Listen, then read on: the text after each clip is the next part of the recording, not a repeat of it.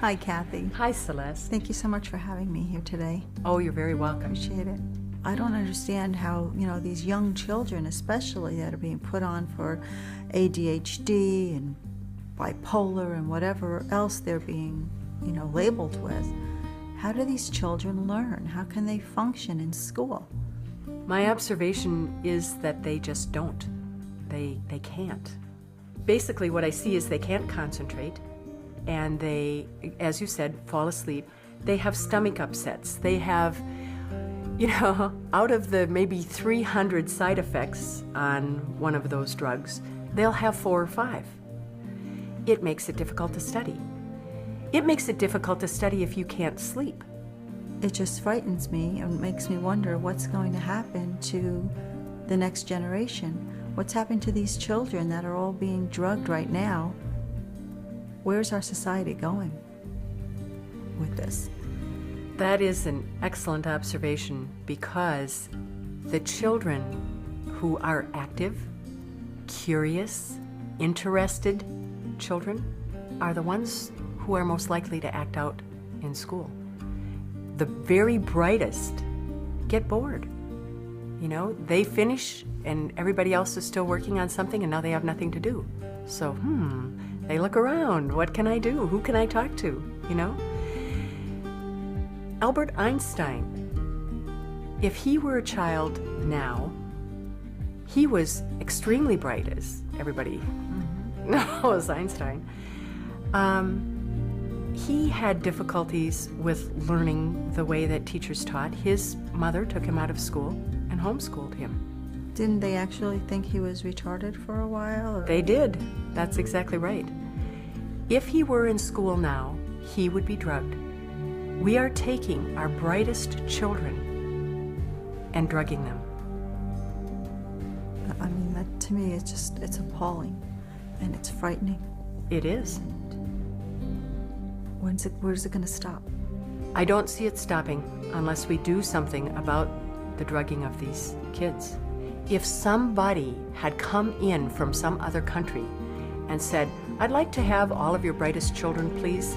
I'd like to put them all on drugs, and we'll make it more difficult for them to learn, and we'll make it so that, they're not so interested in things, and we'll make it so that they have difficulty sleeping. What would we have said?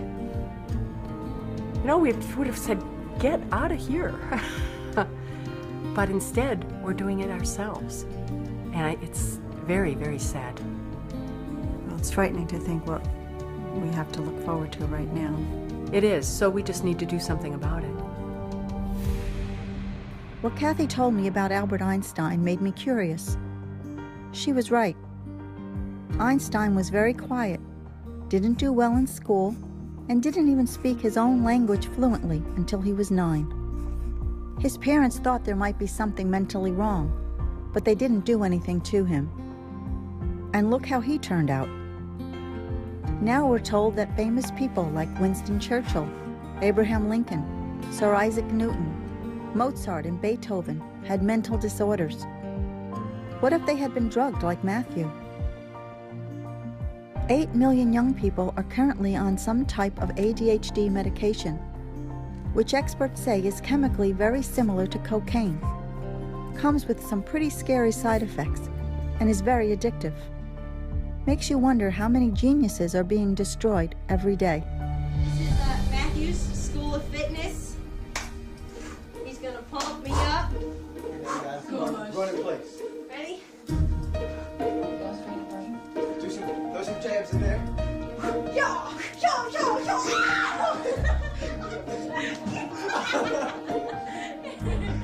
When I heard the news of my brother's death, I couldn't be more shocked. I was at home, I think it was a Saturday night. I was hanging out with a friend. Friday night is when I found out. I was on my way back from vacation when I found out. The phone rang at about 4 in the morning. My roommate waking me up at 5:30 in the morning on Friday,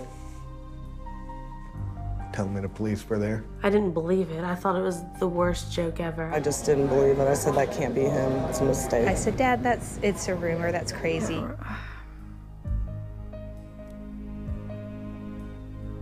It made me speechless. It was one of the worst days of my life. I never imagined Matt would commit suicide. He did not want to end his life. He loved life. He had a good life. We all knew Matthew wasn't capable of this. A boy doesn't smile like that for 17 and a half years. And then 6 months later go and do this without any help. In just these past few months, I have found that we are in the middle of an epidemic of the psychiatric drugging of our children. Across the world, there are 20 million children on some type of psychiatric drug. 20 million. And as shocking as it might seem, psychiatrists at a recent conference even admitted that they are diagnosing children at younger and younger ages. From your personal experience, what's the earliest age that you could diagnose a child with a mental disorder? It depends. Some disorders start in early childhood, some in adolescence, some in adulthood. It's a very, very complicated question. Earliest isn't really a criterion. End of junior school, going towards high school. 13, 14. Probably 6 and over. 6 and 7. The age is 6. 5 or 6. Age 5. 5 years? 3, 4, 5, 6 years of age. Probably 4 or 5. 4 or 5. 4 or 5. When you look at a kid who's 4 years old and trying to diagnose him with ADD, how can you tell it's not just because they're 4 years old? 4 years, 3 years. Very early. 2, 3, 4. 2 or 3 years. The age of 2 or 3. 2, 3. Toddler. Before 18 months. They can actually see signs at as early as the age of 1. It's a few months probably. Babies. The newborn. Newborns. In the uterus. Pre-birth, that's what we wish. Psychological problems start even when you are in the mother's womb. It's disgusting that anyone would even think of giving a mind-altering drug to a young child with a developing brain. But what about the children drugged before they are even born?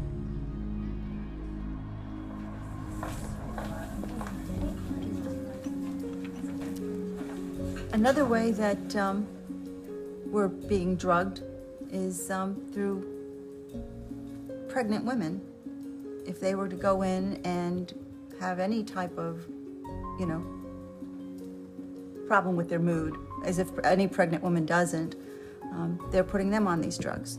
And Kristen, you've had firsthand experience with this and a terrible tragedy as well. Right. I had been on antidepressants for 8 years, and so I have had 2 pregnancies on antidepressants. And so when we wanted to get pregnant with Indy, I asked my new physician if that is something that he recommends, is that I get back onto Zoloft, because I was on Effexor. In fact, I was on 300 milligrams of the XR every day, and he recommended that I stay on it, that there was no testing to show that there was any problems, that it doesn't get to the baby, that I would be fine. And so I took that as, you know what you're talking about, and I decided to stay on it.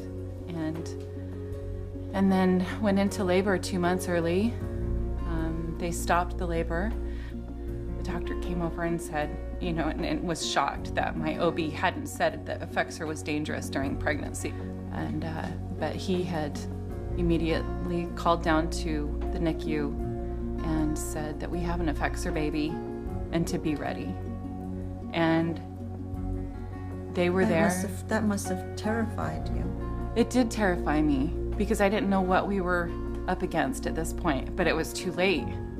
It was too late. It was happening. And so when she was born, she wasn't breathing, and she wasn't she wasn't responding to anything.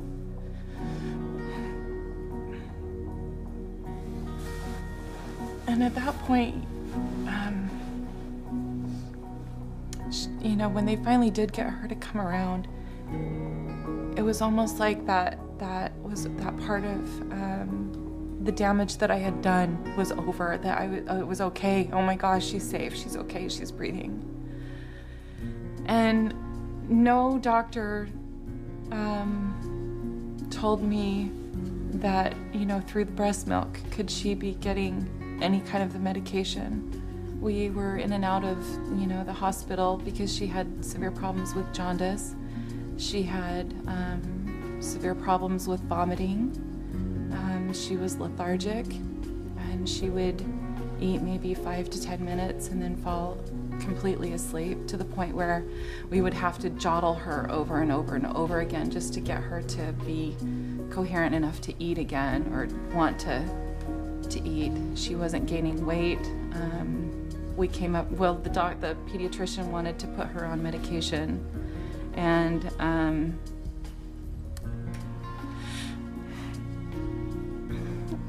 I told him no because she was a baby.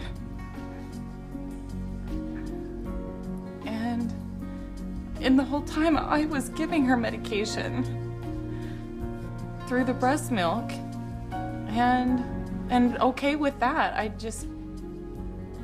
She didn't even have a voice. She couldn't tell me that anything was wrong. You know, I should have seen, and I should have put it together, but I didn't. But that wasn't your role. That was the role of the doctors, and there were plenty of them around to be able to tell you that this could affect your baby.